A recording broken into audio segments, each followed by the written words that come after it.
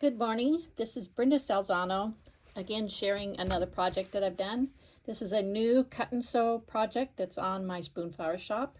Comes on one fat quarter. You get the outside and the liner. You just have to add any embellishments.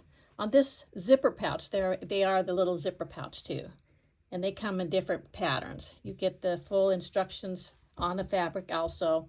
Today I'm adding one of my own hand sculpted mushrooms out of ceramic. I used to have a kiln and I would make these buttons and sell them.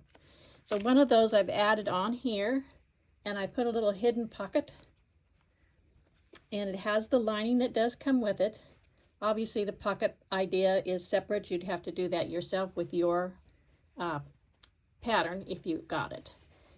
It's a quick and easy project, and I'm sure you'll enjoy some of the other patterns too that I have. Have a great day. Bye.